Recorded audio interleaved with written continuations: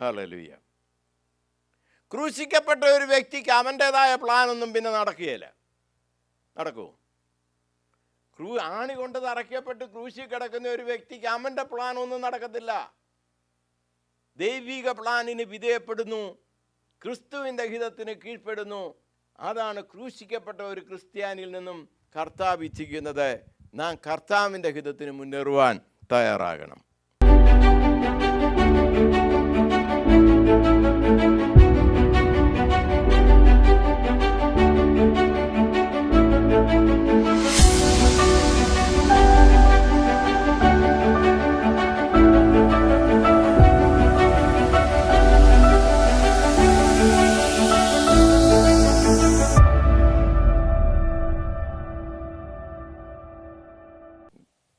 കർത്താവായ ക്രിസ്തുയേശുവിൻ്റെ ധന്യനാമത്തിൽ സ്നേഹവന്ദനങ്ങൾ അറിയിക്കുന്നു. ദൈവ സാന്നിധ്യം നമ്മുടെ മധ്യയിൽ ഉള്ളതുകൊണ്ട് നമുക്ക് ദൈവത്തെ സ്തുതിക്കാം. 2-3 പേർ എൻ്റെ നാമത്തിൽ എവിടെ കൂടിയാലും ഞാൻ അവരുടെ മധ്യയുണ്ടെന്ന് അരുളി ചെയ്ത കർത്താവിൻ്റെ വാക്ക് കർത്താവ് പാലിക്കും. നാം അവിശ്വസ്തരായിരുന്നാലും ദൈവം തൻ്റെ വിശ്വസ്തതയ്ക്ക് മാറ്റം വരുത്താത്തതിനാൽ കുറവുകളും കുറ്റങ്ങളോടും കൂടെ നാം ദൈവസന്നിധിയിലായിരിക്കുന്നുവെങ്കിൽ പോലും ദൈവത്തിൻ്റെ മാറ്റമില്ലാത്ത സാന്നിധ്യം നമ്മുടെ മധ്യമുണ്ട്. അതിനായി നമുക്ക് ദൈവത്തെ സ്തുതിക്കാം.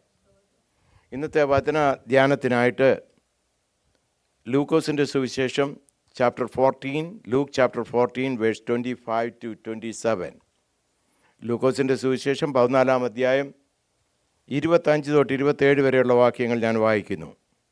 ഏറിയ പുരുഷാരം അവനോടുകൂടെ പോകുമ്പോൾ അവൻ തിരിഞ്ഞവരോട് പറഞ്ഞത്, എൻ്റെ അടുക്കൽ വരികയും അപ്പനെയും അമ്മയെയും ഭാര്യയെയും മക്കളെയും സഹോദരന്മാരെയും സഹോദരികളെയും സ്വന്തം ജീവനെയും കൂടെ പകയ്ക്കാതിരിക്കുകയും ചെയ്യുന്നവന് എൻ്റെ ശിഷ്യനായിരിക്കാൻ കഴിയില്ല.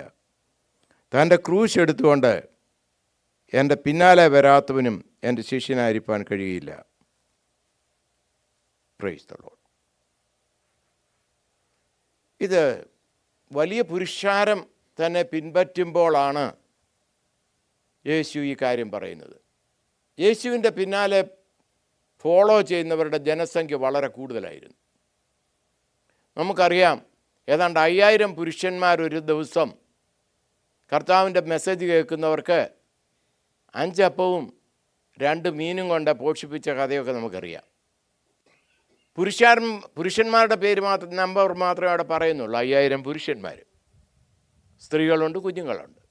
ഇതുപോലെയുള്ളൊരു വലിയ ജനസഞ്ചയം യേശുവിനെ പിൻപറ്റുകയും വചനം കേൾക്കുകയും ചെയ്തുകൊണ്ടിരുന്നു.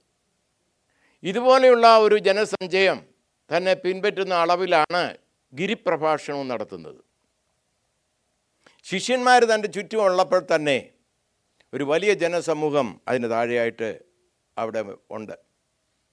അപ്പോഴാണ് യേശു തൻ്റെ രാജ്യത്വത്തിൻ്റെ മാനിഫെസ്റ്റോ പ്രസ്താവിക്കുന്നത്.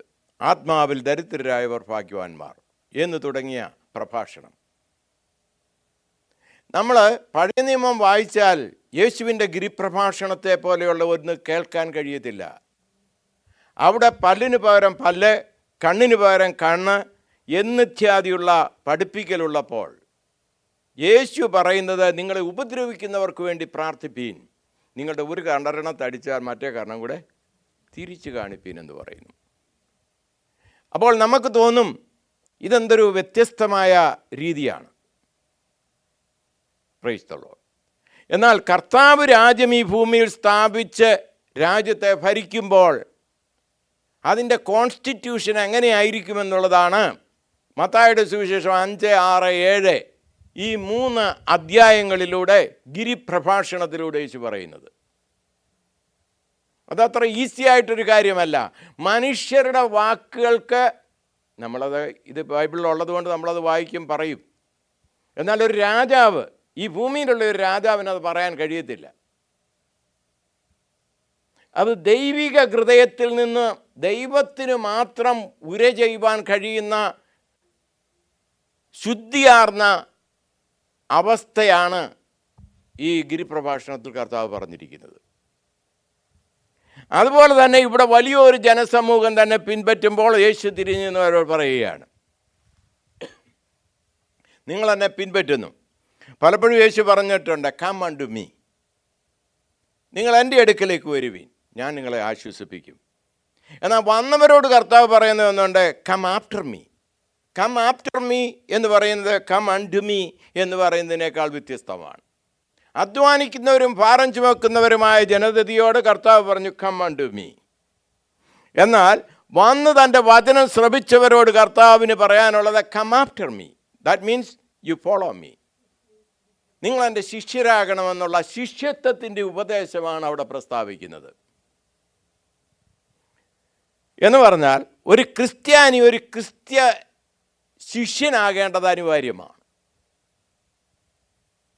നമ്മൾ ഈ തണുപ്പുള്ളപ്പോൾ ചർച്ചിൽ നിന്ന് വരുന്നത് തന്നെ ഒരു വലിയ കാര്യമാണ്. ഞാൻ ഏതാണ്ട് ദൈവത്തിന് വേണ്ടി ചെയ്യുന്നു എന്നുള്ള ഒരു ചിന്താഗതി നമ്മുടെ മനസ്സിൽ വരാറുണ്ട്, ഇല്ലേ? കുഴപ്പമൊന്നുമില്ല, അത് ശരിയാ. ക്ഷീണമൊക്കെ ഉള്ളവർ, ഉറക്കമൊക്കെ തൂങ്ങിയിരിക്കുന്നവർ, അതൊക്കെ കളഞ്ഞു വെച്ചെന്ന് വരുന്നത് ഒരു വലിയ കാര്യമാണ്. എന്നാൽ യേശു ശിഷ്യത്വത്തെക്കുറിച്ച് പഠിപ്പിക്കുമ്പോൾ കട്ടിയാർന്ന ഉപദേശം അവിടെ കൊടുക്കുകയാണ്. ഇന്നത്തെ ലോകത്തിലെ ജനതയിൽ 1/3 കൂടുതൽ ക്രിസ്ത്യാനികളെന്ന് പേരുള്ളവരാണ്. അതൊരു വലിയ പോപ്പുലേഷനാണ്.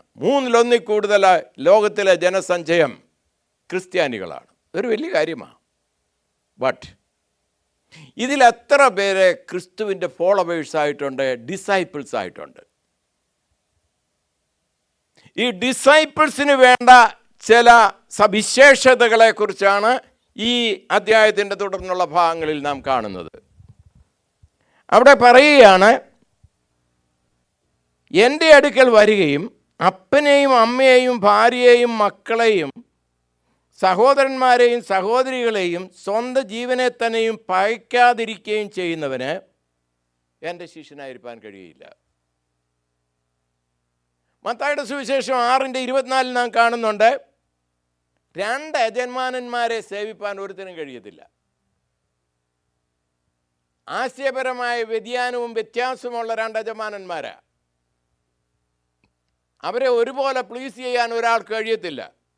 ഒരുവനെ പകച്ച് മറ്റവനോട് ചേരും. ഈ പകയ്ക്കുക എന്നുള്ള വാക്കിൻ്റെ അർത്ഥം ഹെയ്റ്റ് എന്നാണ് ഇംഗ്ലീഷിൽ കിടക്കുന്നതെങ്കിൽ തന്നെ എക്സാക്ട്ലി അത് എബ്രായ ഭാഷയിൽ നിന്നോ ഗ്രീക്ക് ഭാഷയിൽ നിന്നോ മനസ്സിലാകുമ്പോൾ അത് അങ്ങനെയല്ല, അതൊരു കമ്പാരിസണാണ്. എന്നേക്കാൾ അധികമായി അപ്പനെയോ അമ്മയോ സ്നേഹിക്കുന്നവൻ എനിക്ക് യോഗ്യനല്ല. ആ ഹെയ്റ്റ് എന്നുള്ള, അല്ലെങ്കിൽ നമ്മളവിടെ കാണുന്നത് എന്താണ്, ഏത് വാക്കാണ് അവിടെ കാണുന്നത് മലയാളത്തിൽ? പകയ്ക്കുക എന്നുള്ള വാക്കാണ്. പകയ്ക്കുക, ഹെയ്റ്റ്, ഇത് രണ്ടിൻ്റെ ഒരേ മീനിങ്ങാണ് ഇംഗ്ലീഷിലും മലയാളത്തിലും തോന്നുന്നതെങ്കിലും ഒറിജിനൽ ലാംഗ്വേജിൽ അതൊരു കമ്പാരിസൺ മാത്രമാണ്. എന്ന് പറഞ്ഞാൽ കർത്താവ് തന്നെയാണ് എഫേസ്യ ലേഖനം 6:2-3 വാക്യങ്ങൾ വായിക്കുമ്പോൾ ഇങ്ങനെ കാണുന്നു, നിനക്ക് നന്മയുണ്ടാകുവാനും നീ ഭൂമിയിൽ ദീർഘായുസ്സോടെ ഇരിപ്പാനും നിൻ്റെ അപ്പനെയും അമ്മയെയും ബഹുമാനിക്കുക. ഈ കൽപ്പന കൊടുത്തത് ദൈവമാണ്, ദൈവപ്രേരണയാൽ എഴുതി വെച്ചതാണ്. അതിൻ്റെ അർത്ഥം പകയ്ക്കുക എന്നുള്ള ലിറ്ററൽ മീനിങ്ങിലല്ല, you have to love me more than your father and mother എന്നുള്ള അർത്ഥത്തിലാണ്. അതുകൊണ്ട് യേശുവിനെ സ്നേഹിച്ച് ഒരു ശിഷ്യനായി ഇറങ്ങിത്തിരിച്ചാൽ ഭാര്യയോടും മക്കളോടും സഹോദരന്മാരോടും സഹോദരിമാരോടും ഒന്നുമുള്ള സ്നേഹം കുറഞ്ഞു പോകണമെന്നല്ല എൻ്റെ അർത്ഥം. യേശുവിനെ യഥാർത്ഥമായി നമുക്ക് സ്നേഹിക്കാൻ കഴിഞ്ഞാൽ ഒരു ഭർത്താവിന് ഭാര്യയെ കൂടുതലായി സ്നേഹിപ്പാൻ കഴിയും. ഒരു ഭാര്യയ്ക്ക് ഭർത്താവിനെ കൂടുതലായി സ്നേഹിപ്പാൻ കഴിയും യഥാർത്ഥമായി ക്രിസ്തുവിനെ സ്നേഹിക്കുന്ന ഒരു വ്യക്തിക്ക്. സഹോദരങ്ങളെ, മക്കളെ, ഇവരെയൊക്കെയും നാം ഇപ്പോൾ സ്നേഹിക്കുന്നതിൽ ഉപരിയായി സ്നേഹിപ്പാൻ കഴിയും കർത്താവായ യേശുവിനെ പൂർണ്ണ ഹൃദയത്തോടെ നാം സ്നേഹിക്കുന്നു എങ്കിൽ. എന്നാൽ അവിടെ എഴുതിയിരിക്കുന്നത്, എന്നാൽ മുഖ്യസ്ഥാനം ആർക്കായിരിക്കണം? യേശുവിനായിരിക്കണം. ഇതാണ് അതിൻ്റെ അർത്ഥം. കേട്ടാൽ നമുക്ക് തോന്നുന്നു ഇതെത്ര കട്ടിയുള്ള ഒരു പഠിപ്പിക്കലാണ്. വേറെടുത്ത് പറയുന്നു, എന്നെക്കാൾ അധികം അപ്പനെയോ അമ്മയോ സ്നേഹിക്കുന്നവൻ എനിക്ക് യോഗ്യനല്ല, തൻ്റെ ക്രൂശ് എടുത്ത് തന്നെ അനുഗമിക്കാത്തവനും എനിക്ക് യോഗ്യനല്ല. ഇത് കർത്താവ് ഒന്നിൽ കൂടുതൽ പ്രാവശ്യം അരുളി ചെയ്തിട്ടുള്ള വചനവുമാണ്. സകലത്തിലും സകലതും ക്രിസ്തുവായി നാം അംഗീകരിക്കണം. അതാണ് അവിടുത്തെ ഉദ്ദേശം. ഏത് സാഹചര്യത്തിലും ദൈവത്തെ വാസ്തവമായി ആരാധിക്കുവാൻ ദൈവം തൻ്റെ മക്കളിൽ നിന്ന് ആഗ്രഹിക്കുന്നു. ദൈവത്തെ ആരാധിക്കണം. ആരാധിക്കാൻ കൊതിയുള്ളതുകൊണ്ടൊന്നുമല്ല. നമ്മൾ യെശയ്യാ പ്രവചനം 6-ാം അധ്യായത്തിൽ കാണുന്നുണ്ട്, ദൂതന്മാരെ എണ്ണസംഖ്യ പറയാൻ പറ്റാത്ത രീതിയിൽ എണ്ണമറ്റ ദൂതസഞ്ചയം നീന്തുകൊണ്ട് ജീവനുള്ള ദൈവമായി യഹോവ പരിശുദ്ധൻ പരിശുദ്ധൻ പരിശുദ്ധൻ എന്ന് ആർത്തട്ടഹസിച്ച് സ്തുതിച്ച് ആരാധന കരയറ്റുന്ന ഒരു അവസ്ഥ നമ്മൾ സ്വർഗത്തിൽ കാണുന്നുണ്ട്. അപ്പോൾ ഈ ദൈവത്തിന് ആരാധന കിട്ടാൻ കൊതിയുണ്ടോ? അതല്ല. യേശുവിൻ്റെ ഒരു ശിഷ്യനായിരിക്കണോ നാം യേശുവിനെ ആരാധിക്കണം, പൂർണ്ണ ഹൃദയത്തോടെ ആരാധിക്കണം. അതാണ് അവിടെ ഉദ്ദേശിക്കുന്നതിൻ്റെ അർത്ഥം. Praise the Lord. കർത്താവായ യേശു നമ്മുടെ ജീവിതത്തിൽ നമ്പർ 1 ആണോ, അതോ ഒരു ചടങ്ങിന് നമ്മളെല്ലാം ചെയ്യുന്നു എന്നുള്ള രീതിയിൽ മാത്രമാണോ നമ്മുടെ ക്രിസ്തീയ ജീവിതത്തിൻ്റെ യാത്ര? പലപ്പോഴും അങ്ങനെ ഈ ഞാൻ ഒടുവിൽ പറഞ്ഞ രീതിയാണെന്ന് ചിന്തിക്കേണ്ടിയിരിക്കുന്നു. പൊതു ക്രിസ്തീയ ലോകത്തിൻ്റെയും പോക്ക് അത് കണ്ടാൽ അങ്ങനെ തോന്നും. എന്നാൽ യേശു നമ്മിൽ നിന്ന് ആഗ്രഹിക്കുന്നത് let him be number 1 in your life എന്ന് പറഞ്ഞാൽ നമ്മുടെ ഹൃദയത്തിൻ്റെ അവസ്ഥ എടുത്താൽ let make yourself off the throne. നമ്മുടെ ഹൃദയത്തിൽ നിന്ന് സെൽഫ് എടുത്ത് മാറ്റണമെന്നാണ് പറഞ്ഞിരിക്കുന്നത്. And enthrone Jesus in that place. ഒരു മനുഷ്യനെ സാധാരണ രീതിയിൽ ഭരിക്കുന്നതും നിയന്ത്രിക്കുന്നതും അവൻ തന്നെയാണ് സ്വയം. അത് ലോകത്തിലെ ഏത് തുറയിലുള്ള മനുഷ്യനാണെങ്കിലും ഞാൻ ആണ് എന്നിലെ വലിയ ആൾ. ഹൃദയ സിംഹാസനത്തിൻ്റെ ചെയർപേഴ്സൺ ആരാണ്? സെൽഫാണ്. എന്നാൽ കർത്താവ് നമ്മിൽ നിന്ന് ആഗ്രഹിക്കുന്നത് let that self be removed from the thrown and let Jesus B enthroned on the seat. നമ്മുടെ ഹൃദയാന്തർഭാഗത്തെ സിംഹാസനത്തിൽ യേശു രാജാവായി വാഴണം. നമ്മൾ രക്ഷിക്കപ്പെടുക എന്നതിലൂടെ ദൈവം ഉദ്ദേശിക്കുന്നത് അതാണ്. കേവലം കർത്താവിന് വേണ്ടി ജീവിക്കാൻ മനസ്സുള്ളവരെല്ലാം കൈപൊക്കാൻ പറഞ്ഞു കൈപൊക്കി ഒരു കൺവെൻഷനിൽ. എന്നിട്ട് അവരിങ്ങോട്ട് മുന്നോട്ട് വരാൻ പറഞ്ഞപ്പോൾ വന്നു, ഞാൻ രക്ഷിക്കപ്പെട്ടു എന്ന് ചിന്തിക്കുന്ന ഒരു ജനസമൂഹം ഇന്ന് ലോകത്തിലുണ്ട്. കൈപൊക്കി യേശുവിനെ കർത്താവിൻ്റെ രക്ഷിതാവുമായി സ്വീകരിച്ചു ഒരു ചടങ്ങ് നിർവഹിച്ച് മടങ്ങിപ്പോകുന്ന അവസ്ഥ. അതാണ് രക്ഷ എന്ന് ചിന്തിക്കുന്നതാണ് നമ്മുടെ സാധാരണയുള്ള മനോഭാവം. എന്നാൽ അതിൽ നിന്ന് വ്യത്യസ്തമായ ഒരു അനുഭവമാണ് ഇവിടെ പറഞ്ഞിരിക്കുന്നത്. നിന്റെ സെൽഫിനെ അവിടുന്ന് താഴെ ഇറക്കണം. യേശു ആ ഭാഗത്ത് വസിക്കണം. എന്നിട്ടൊരു സെർവൻ്റ്ഹുഡിൽ ആ ഹൃദയത്തിൻ്റെ യേശുവിന് കാൽ കീഴെ ആ വ്യക്തിത്വമായിരിക്കണം. ഇതാണ് വാസ്തവത്തിൽ മാനസാന്തരം എന്ന് പറയുന്നതിലൂടെ ദൈവം ഉദ്ദേശിക്കുന്നത്. നമ്മൾ നെഹമ്യാവിൻ്റെ പുസ്തകമാണ് ബൈബിൾ സ്റ്റഡിയിൽ പഠിച്ചുകൊണ്ടിരിക്കുന്നത്. കഴിഞ്ഞ ദിവസം നമ്മൾ ചിന്തിക്കുകയുണ്ടായി, എസ്രാ ശാസ്ത്രി തിരുവചനം വായിക്കുകയും അത് എക്സ്പൗണ്ട് ചെയ്ത് സംസാരിക്കുകയും ചെയ്യുമ്പോൾ എന്ത് പറയുന്നു, എന്ത് സംഭവിക്കുന്നു? ഒരു വലിയ മാനസാന്തരം ജനത്തിനുണ്ടാകുന്നു. ആ മാനസാന്തരം ഉണ്ടാകുമ്പോൾ അവർ കരയുന്നുണ്ട്. യഥാർത്ഥമായ മാനസാന്തരം ഒരു വ്യക്തിയിൽ സംഭവിക്കുമ്പോൾ അവനൊരു കുറ്റബോധം ഉണ്ടാകും. കേവലം ഒരു കുറ്റബോധം ഉണ്ടാകുന്ന ഒരു അനുഭവം മാത്രമല്ല, അതിൽ നിന്ന് തിരിഞ്ഞു നടക്കുന്ന ഒരു അനുഭവം, ഒരു യു-ടേൺ എടുത്ത് മാറിപ്പോകുന്ന ഒരനുഭവം. ഇതാണ് വീണ്ടും ജനനത്തിലൂടെ ദൈവം ഉദ്ദേശിക്കുന്നത്. അതുകൊണ്ടാണ് ഇവിടെ പറഞ്ഞിരിക്കുന്നത്, നമ്മൾ കർത്താവിന് മുഖ്യ സ്ഥാനം ഹൃദയത്തിൽ നൽകേണ്ടത് അനിവാര്യമാണ്. ക്രിസ്ത്യ ജീവിതത്തിൽ ഒരു ഡിസൈപ്പിളായിരിക്കണമെങ്കിൽ, ഞാൻ ഒരു ക്രിസ്ത്യാനിയാണെന്ന് പറയാൻ അതൊന്നും വേണ്ട. അപ്പനും അമ്മയും ക്രിസ്ത്യാനിയാണോ, ആ കുടുംബത്തിൽ ജനിച്ചാൽ മതി, എല്ലാവരും ക്രിസ്ത്യാനിയാണെന്ന് പറയും. എന്നാൽ അതല്ല കർത്താവ് ആഗ്രഹിക്കുന്നത്. വ്യക്തിപരമായ ബന്ധത്തിൽ ക്രിസ്തുവിന് സറണ്ടേർഡ് ആയിക്കൊണ്ട് അവൻ്റെ ഹിതത്തിനനുസരിച്ച് ജീവിക്കുക എന്നുള്ള മനോഭാവമാണ് അവിടെ ഉദ്ദേശിക്കുന്നത്. തൻ്റെ ക്രൂശ് എടുത്ത് എൻ്റെ പിന്നേവലെ വരാത്തവനും എൻ്റെ ശിഷ്യനായിരിക്കാൻ കഴിയില്ല. തൻ്റെ ക്രൂശ് എടുത്ത് എന്നെ അനുഗമിക്കാത്തവനും എൻ്റെ ശിഷ്യനായിരിക്കാൻ കഴിയില്ല. നമ്മൾ അപ്പോസ്തലനായ പത്രോസിനെ കാണുന്നു. ബലഹീനനായ ഒരു മനുഷ്യൻ, എടുത്തിയാട്ടമുണ്ട്, ഇവരെല്ലാം തള്ളി പറഞ്ഞാലും ഞാൻ തള്ളി പറയത്തില്ല എന്ന് പറയുന്ന വീരവാദം മുഴക്കുന്നവനാണ് പത്രോസ്. എന്നാൽ ഒരു മെയ്ഡൻ സെർവൻറ്റിൻ്റെ മുമ്പിൽ ഞാൻ ഇവനെ അറിയത്തില്ല, എനിക്ക് ഇവനെ അറിഞ്ഞുകൂടാ എന്നാണയിട്ട് പറയുന്നു. 3 പ്രാവശ്യം, 1 അല്ല 2 അല്ല 3 പ്രാവശ്യം റിപ്പീറ്റഡ്ലി എനിക്ക് യേശുവിനെ അറിഞ്ഞുകൂടാ എന്നാണയിട്ട് പറയുന്ന ബലഹീനനായ പത്രോസിനെയാണ് യേശുവിനെ പിടിക്കുന്ന രാത്രിയിൽ നമുക്ക് കാണാൻ കഴിയുന്നത്. Price the Lord. എന്നാൽ മാറ്റം ഭവിച്ചവനായ പത്രോസിനെ നാം കാണുന്നു. ഏതാണ്ട് AD 68 റോമിലേക്ക് പത്രോസ് കടന്നു പോകുന്നു. അപ്പോൾ അദ്ദേഹത്തിന് മനസ്സിലാകുന്നു ഇവിടുത്തെ സ്ഥിതിഗതികൾ മോശമാണ്, ക്രിസ്ത്യൻസിനെയൊക്കെ ഇവർ കൊല്ലാൻ പോയ. പത്രോസ്, ചരിത്രം പറയുന്നത് പത്രോസ് മടങ്ങി യഹൂദയിലേക്ക് കടന്നു പോകാൻ ശ്രമിച്ചുകൊണ്ടിരിക്കുമ്പോൾ ദൈവത്തിൻ്റെ ആത്മാവ് അവനോട് സംസാരിക്കുകയാണ്, പത്രോസേ, നീ വീണ്ടും ദുർബലനായി മാറുകയാണ്. ചരിത്രത്തിൽ എഴുതി വച്ചിരിക്കുന്നത് ഇങ്ങനെയാണ്, പത്രോസ് തിരിഞ്ഞു നടന്നു, റോമിലേക്ക് പോയി. തന്നെ പിടിച്ചു ക്രൂശിക്കാൻ തന്നെ അവർ തീരുമാനിച്ചു. പക്ഷേ പത്രോസ് പറഞ്ഞു, എൻ്റെ ഗുരു മരിച്ചതുപോലെ മരിക്കാനുള്ള യോഗ്യതയൊന്നും എനിക്കില്ല, എന്നെ തലകീഴായി ക്രൂശിക്കണം, അവൻ്റെ പാദം ഞാൻ ചുംബിക്കട്ടെ. Price the Lord. ആ ധീരത അവൻ പ്രാപിച്ചു. ക്രൂശെടുത്ത് എന്നെ അനുഗമിക്കാത്തവനും എനിക്ക് യോഗ്യനല്ല. സ്വന്തം ജീവനെ പകയ്ക്കാൻ മനസ്സില്ലാത്തവനെ ക്രിസ്തീയ ശിഷ്യനാകുവാൻ കഴിയത്തില്ല.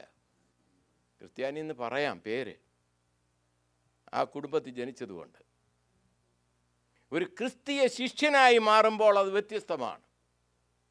തൻ്റെ ക്രൂശ് എടുത്ത് എന്നെ അനുഗമിക്കാത്തവനും എനിക്ക് യോഗ്യനല്ല. ഉപദ്രവങ്ങൾ, പ്രതികൂലങ്ങൾ വരുമ്പോൾ ഓടി മറയുന്നതല്ല ക്രിസ്തീയ ജീവിതത്തിൽ കർത്താവ് ശിഷ്യത്വം പ്രാപിച്ചവരെ കുറിച്ച് ഉദ്ദേശിക്കുന്നത്. അതിനെ ഫേസ് ചെയ്യുക, വിജയിക്കുക എന്നുള്ളതാണ്.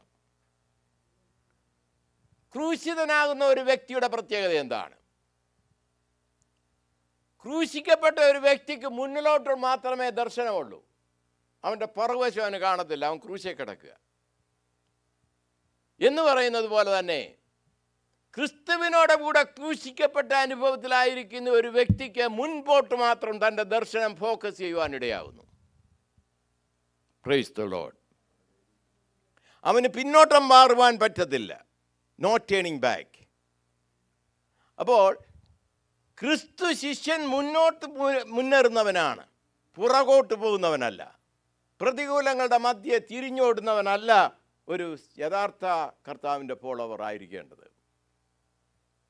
ഹല്ലേലൂയ.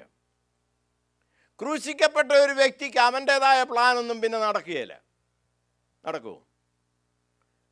ആണി കൊണ്ട് തറയ്ക്കപ്പെട്ട് ക്രൂശിൽ കിടക്കുന്ന ഒരു വ്യക്തിക്ക് അവൻ്റെ പ്ലാനൊന്നും നടക്കത്തില്ല. ദൈവിക പ്ലാനിന് വിധേയപ്പെടുന്നു, ക്രിസ്തുവിൻ്റെ ഹിതത്തിന് കീഴ്പ്പെടുന്നു. അതാണ് ക്രൂശിക്കപ്പെട്ട ഒരു ക്രിസ്ത്യാനിയിൽ നിന്നും കർത്താവ് ഇച്ഛിക്കുന്നത്. നാം കർത്താവിൻ്റെ ഹിതത്തിന് മുന്നേറുവാൻ തയ്യാറാകണം. ഒരു ക്രിസ്തീയ ശിഷ്യൻ കർത്താവിന് വേണ്ടി വേല ചെയ്യുന്നവനായിരിക്കണം. ക്രിസ്തുവിന് വേണ്ടി വേല ചെയ്യുവാൻ മനോഭാവം ഒരു ക്രിസ്തീയ ശിഷ്യനുണ്ടാകണം. വേല എന്ന് ഞാൻ ഉദ്ദേശിക്കുന്നത് പ്രസംഗിക്കുക എന്നുള്ള അർത്ഥത്തിൽ മാത്രമല്ല, അതും ഒരു പ്രവർത്തനമാണ്. എന്നെ സംബന്ധിച്ചിടത്തോളം ഞാനൊരു ടീച്ചറാണ്, ഞാനൊരു പ്രസംഗിയല്ല. എൻ്റെ സെക്കുലർ ജോലിയിലും ഞാൻ ആരംഭം കുറിച്ചത് ഒരു അധ്യാപകനായിട്ടാണ്. അതിന് മുമ്പ് ആരംഭം കുറിച്ചത് സൺഡേ സ്കൂൾ അധ്യാപകനായിട്ടാണ്. പിന്നീട് ഒരു ബൈബിൾ സ്കൂൾ ടീച്ചറായിട്ട് മാറി, ബൈബിൾ കോളേജ് ടീച്ചറായിരുന്നു, ഇവിടെ തന്നെ, അമേരിക്ക തന്നെ. അപ്പോൾ ഒരു ടീച്ചർ എന്നുള്ളൊരു കോളിങ്ങിലാണ് ദൈവം എന്നെ വിളിച്ചത്. ഞാൻ ഒരു പ്രസംഗിക്കുമെന്ന് ചോദിച്ചാൽ പ്രസംഗിക്കും, പക്ഷേ ഞാൻ ഒരു പ്രൊഫഷണൽ പ്രസംഗിയല്ല, ഒരു ടീച്ചറാണ്. Price the Lord. അതുപോലെ ദൈവം നമ്മളെ ഓരോരുത്തരെയും വിളിച്ചിരിക്കുന്ന വിളിക്ക് വ്യത്യാസമുണ്ട്. നമ്മളെ ഏത് കോളിങ്ങോടുകൂടെ ദൈവം വിളിച്ചിരിക്കുന്നുവോ എന്ന് ആ വ്യക്തിക്ക് നന്നായിട്ട് അറിയാം. എന്നെക്കുറിച്ചുള്ള ദൈവിക കോളിങ് ഇതാണ്. അതുകൊണ്ടാണ് എൻ്റെ അനുഭവം ഞാൻ പറഞ്ഞത്. അതുകൊണ്ടാണ് ബൈബിൾ സ്കൂളുകൾ ആരംഭിക്കുവാൻ ദൈവം അനുവാദം തന്നത്. പലയിടങ്ങളിൽ അത് തുടങ്ങുവാൻ ദൈവം ഇടയാക്കി. ഞാൻ തന്നെ അവിടെ പഠിപ്പിക്കുന്നില്ലെങ്കിൽ തന്നെ ആ പ്രവർത്തനം നടത്തുവാൻ ദൈവം എന്നെ ശക്തീകരിച്ചുകൊണ്ടിരിക്കുന്നു. അപ്പോൾ ഇവിടെ പറയുന്നുണ്ട്, നിങ്ങൾ ആരെങ്കിലും ഒരു ഗോപുരം പണിവാൻ ഇച്ഛിച്ചാൽ ആദ്യം ഇരുന്നത് തീർപ്പാൻ വകയുണ്ടോ എന്ന് കണക്ക് നോക്കുന്നില്ലയോ? അല്ലെങ്കിൽ അടിസ്ഥാനമിട്ട ശേഷം തീർപ്പാൻ വകയില്ല എന്ന് വന്നേക്കാം. കാണുന്നവരെല്ലാം ഈ മനുഷ്യൻ പണി തുടങ്ങി, തീർപ്പാനോ വകയില്ല എന്ന് പരിഹസിക്കുമല്ലോ. അപ്പോൾ എന്നെക്കുറിച്ചുള്ള കോളിംഗ് എന്താണ്?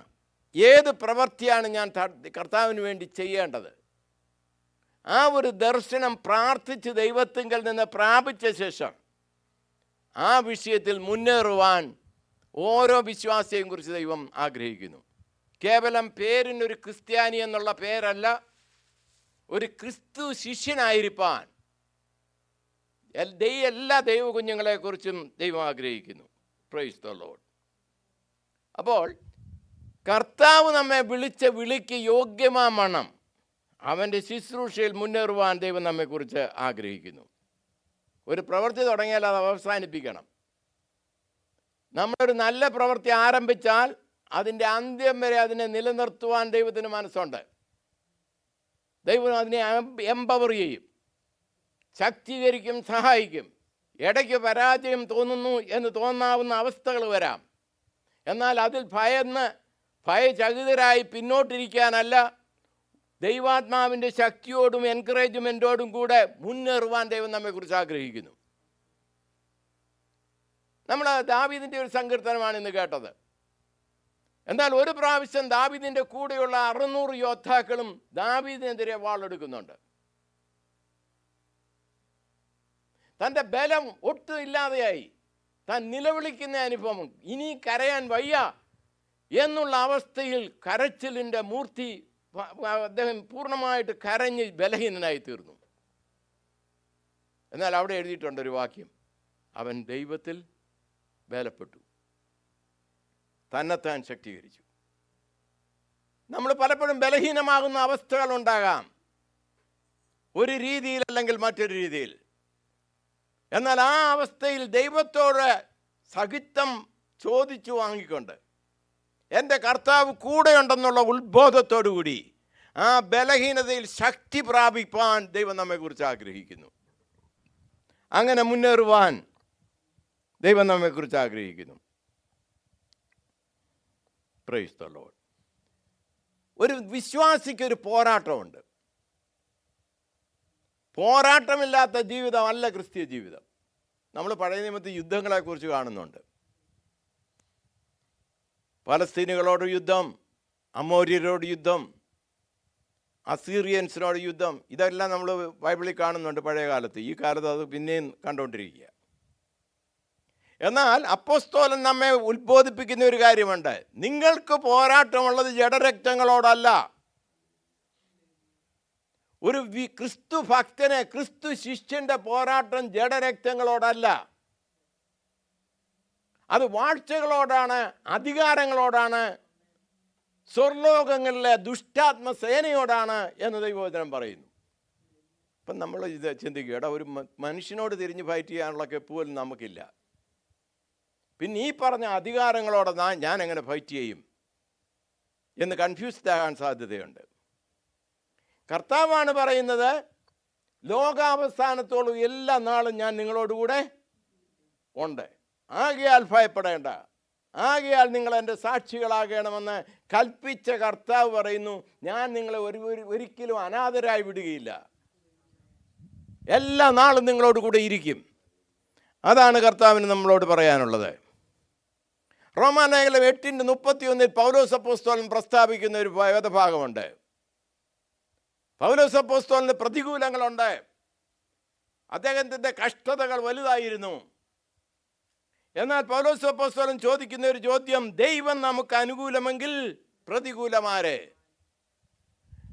ഞാൻ നിന്നോട് കൂടെയുണ്ട് എന്ന് പറഞ്ഞുകൊണ്ട് വിളിക്കുകയും വേർതിരിക്കുകയും എൻ്റെ ശിഷ്യനായിരിക്കാൻ കൽപ്പിക്കുകയും ചെയ്യുന്ന കർത്താവ് നമ്മോട് കൂടെയുണ്ടെങ്കിൽ പ്രതികൂലമാണ്. അതുകൊണ്ടാണ് സ്വർലോകങ്ങളിലെ ദുഷ്ടാത്മസേനയോട് ഫൈറ്റ് ചെയ്യുവാനുള്ള അധികാരവും ശക്തിയും ദൈവം നമ്മിൽ പകർന്നിരിക്കുന്നു. ഒരു ശിഷ്യൻ ഭയപ്പെടേണ്ട കാര്യമില്ല. Price the Lord.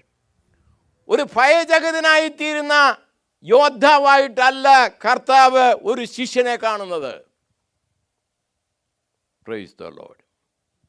കർത്താവാണ് കമ്മീഷൻ തന്നിരിക്കുന്നത് തൻ്റെ ശിഷ്യത്വ പദവിയിലേക്കെങ്കിൽ അവനു വേണ്ടി മുന്നേറേണ്ടത് നമ്മുടെ ഉത്തരവാദിത്വമാണ്.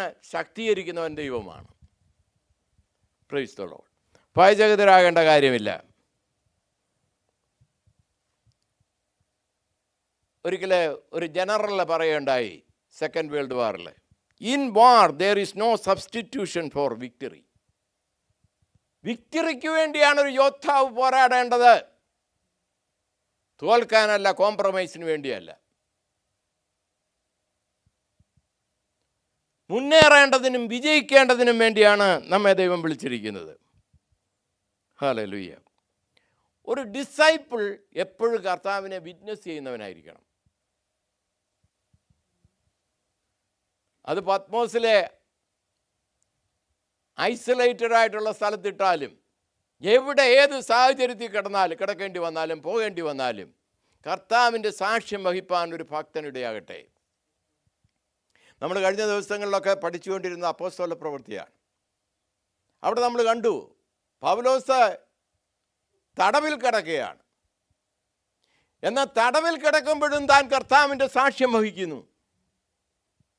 റോമിലെ അനേക ആളുകളെ വിശ്വാസത്തിലേക്ക് നയിക്കുന്നു. ഹല്ലേലൂയ. നീറോ അതുപോലെയുള്ള ചക്രവർത്തിമാർ ക്രിസ്ത്യാനിറ്റിക്കെതിരായിട്ട് നിൽക്കുമ്പോൾ രാജകൊട്ടാരത്തിലെ സഭയും നിങ്ങൾക്ക് വന്ദനം ചൊല്ലുന്നു എന്ന് പൗലോസ് അപ്പോസ്തലൻ ലേഖനങ്ങളിൽ എഴുതി. അതെങ്ങനെ സാധിച്ചു? ഏത് കൊട്ടാരത്തിൽ നിന്ന് കൽപ്പന പുറപ്പെടുന്നു ക്രിസ്ത്യാനികളെ കൊല്ലുവാൻ, അതേ സ്ഥലത്ത് തന്നെ വിവിധ കമ്പാർട്ട്മെന്റുകളിൽ ഇരുന്നു കൊണ്ട് ക്രിസ്തു ഭക്തന്മാർ ദൈവത്തെ ആരാധിക്കുന്നു. രാജാവിൻ്റെ കൊട്ടാരത്തിലുമുണ്ട് ക്രിസ്തുവിനെ ആരാധിക്കുന്നവർ ആ കാലത്ത്. യേശുവിൻ്റെ മാർഗം പരാജയപ്പെട്ട മാർഗമല്ല. ബൈബിൾ നശിപ്പിക്കുവാൻ യൂറോപ്പിൽ പല കാലഘട്ടങ്ങളിൽ പലരും ശ്രമിച്ചിട്ടുണ്ട്, പലരും കൊല്ലപ്പെട്ടിട്ടുണ്ട്. എന്നാൽ ഇന്നും ലോകത്തിലെ ഏറ്റവും ബെസ്റ്റ് സെല്ലറായിട്ടുള്ള പുസ്തകം ബൈബിൾ തന്നെയാണ്. ഹല്ലേലൂയ. ഏറ്റവും കൂടുതൽ പുസ്തകങ്ങൾ ഒരു പുസ്തകമായിട്ട് ഏറ്റവും പ്രചരിക്കുന്ന ബുക്ക് ഇന്നും ലോകത്തിൽ ബൈബിൾ തന്നെയാണ്. അതിനെ ഒതുക്കുവാൻ ആർക്കും കഴിഞ്ഞിട്ടില്ല. ക്രിസ്ത്യാനികളെ ഇല്ലാതാക്കാൻ പല കാലഘട്ടങ്ങളിൽ പലരും മുന്നോട്ട് വന്നിട്ടുണ്ട്. എന്നാൽ ഇന്നും ലോകത്തിലെ ഏറ്റവും കൂടുതൽ ആളുകൾ ഫോളോ ചെയ്യുന്ന വിശ്വാസമായി അത് മാറിയിരിക്കുന്നു. തുടർന്നുള്ള വാക്യത്തിൽ നമ്മൾ കാണുന്നുണ്ട്, ഞാനത് വായിക്കുന്നില്ല. നിങ്ങൾ ഭൂമിയുടെ ഉപ്പാകുന്നു. ഉപ്പ് കാരമില്ലാതെ പോയാൽ അതിനെ എന്തോന്നുകൊണ്ട് പദം വരുത്താം. പിന്നെ അതിനെ റോഡിൽ നിരത്താനല്ലാതെ ഒന്നിനും കൊള്ളുകയില്ല എന്ന് പറയുന്നു. ഉപ്പിൻ്റെ ഗുണം, ക്വാളിറ്റി എന്താണ്? സോൾട്ടിനെസ് ആണ്. ആ സോൾട്ടിന് നഷ്ടപ്പെട്ടു പോയാൽ പിന്നെ അതെന്തിനു കൊള്ളാം? എടുത്ത് വഴിയിലെറിയാനേ കൊള്ളുകയുള്ളൂ എന്ന് പറയുകയാണ്. അപ്പോൾ സോൾട്ടിനെസ് ഉണ്ട്. എനിക്ക് ദൈവം തന്നിരിക്കുന്ന കൃപ, ഒരു ക്രിസ്തു ഭക്തന് ദൈവം കൊടുത്തിരിക്കുന്ന ദൗത്യം യേശുവിൻ്റെ വിറ്റ്നസ്സായി മാറുക എന്നുള്ളതാണ്. ഏത് സാഹചര്യത്തിലും നമ്മുടെ വാക്കുകൾ കൊണ്ടും പ്രവൃത്തി കൊണ്ടും ക്രിസ്തുവിൻ്റെ സ്വഭാവത്തെയും അവൻ്റെ സാൽവേഷൻ മെസ്സേജിനെയും മറ്റുള്ളവരോട് അറിയിക്കുവാനുള്ള വലിയ ഉത്തരവാദിത്വം ഒരു ഭക്തനുണ്ട്, ഒരു ക്രിസ്തു ശിഷ്യനുണ്ട്. പ്രതികൂലങ്ങൾ ഉണ്ടാകത്തില്ലേ? ഉണ്ടാവും. മത്തായിയുടെ സുവിശേഷം 10:22 പറയുന്നു, എൻ്റെ നാമനിമിത്തം എല്ലാവരും നിങ്ങളെ പകയ്ക്കും. അവസാനത്തോളം സഹിച്ചു നിൽക്കുന്നവനോ രക്ഷിക്കപ്പെടും. ഉപദ്രവമില്ല എന്ന് കരുതരുത് ക്രിസ്തീയ പ്രവർത്തനത്തിന്. ഇപ്പോൾ ഇത് അമേരിക്ക ഒരു ക്രിസ്ത്യൻ കൺട്രിയാണെന്ന് ചിലരൊക്കെ പറയും. എന്നാൽ ഇവിടെ തന്നെയും സത്യസുവിശേഷത്തിന് വേണ്ടി നിന്ന ഒരു വ്യക്തി മുന്നോട്ട് പോയാൽ അവന് പ്രതികൂലങ്ങളുണ്ടാകാം. ഇന്ത്യയിലുണ്ടാകാം, ലോകത്തിലെവിടെയും ഉണ്ടാകാം. എന്നാൽ അവസാനത്തോളം സഹിച്ചു നിൽക്കുന്നവനോ രക്ഷ പ്രാപിക്കും. Price the Lord. ആരെയും ചൊടിപ്പിക്കുന്ന രീതിയിലായിരിക്കരുത് നമ്മുടെ ഉത്തരം പറച്ചിൽ. കൊലോസ്യ ലേഖനം 4:6 ഇങ്ങനെ ഒരു പ്രസ്താവനയുണ്ട്. എങ്ങനെ ഉത്തരം പറയണമെന്നുള്ളതിനെക്കുറിച്ച് പരാമർശിക്കുന്നുവെന്ന്. നിങ്ങളുടെ വാക്കുകൾ എപ്പോഴും കൃപയോട് കൂടിയതും ഉപ്പിനാൽ രുചി വരുത്തിയതുമായിരിക്കട്ടെ. മറ്റുള്ളവരെ വൈരാഗ്യപ്പെടുത്തുന്ന രീതിയിലായിരിക്കാൻ പാടില്ല ഒരു വിശ്വാസിയുടെ, ഒരു ക്രിസ്തുഭക്തൻ്റെ വായിൽ നിന്ന് വരുന്ന വാക്കുകൾ. നമുക്ക് പല കഠിന വാക്കുകളും ഉപയോഗിച്ച് മറ്റുള്ളവരെ താഴ്ത്താൻ പറ്റും. അറിവിൻ്റെ കൂടുതൽ കൊണ്ട് വേണേൽ ആളുകളെ ഒതുക്കാൻ സാധിക്കും. എന്നാൽ ഇവിടെ പറഞ്ഞിരിക്കുന്ന ഒരു ക്രിസ്തു ശിഷ്യൻ എങ്ങനെയായിരിക്കണമെന്ന് ഇവിടെ പറഞ്ഞിരിക്കുന്നത്, നിങ്ങളുടെ വാക്കുകൾ എപ്പോഴും കൃപയോട് കൂടിയതും ഉപ്പിനാൽ രുചി വരുത്തിയതുമായിരിക്കട്ടെ. കേവലം ചടങ്ങിനൊരു ക്രിസ്ത്യാനി ആയിരിക്കാനല്ല, ക്രിസ്തീയ കുടുംബത്തിൽ ജനിച്ചു വളർന്നതുകൊണ്ട് ഒരു ക്രിസ്ത്യാനി ആയിരിക്കാനല്ല, ജീവിതം കൊണ്ടും അനുഭവം കൊണ്ടും ഒരു ക്രിസ്തീയ ശിഷ്യനായി മുന്നേറുവാൻ എന്നെ കേൾക്കുന്ന നിങ്ങളെ ഓരോരുത്തരെയും കർത്താവ് അനുഗ്രഹിക്കട്ടെ, സഹായിക്കട്ടെ എന്ന് പറഞ്ഞുകൊണ്ട് ഞാൻ എൻ്റെ വാക്കുകളെ ചുരുക്കുന്നു.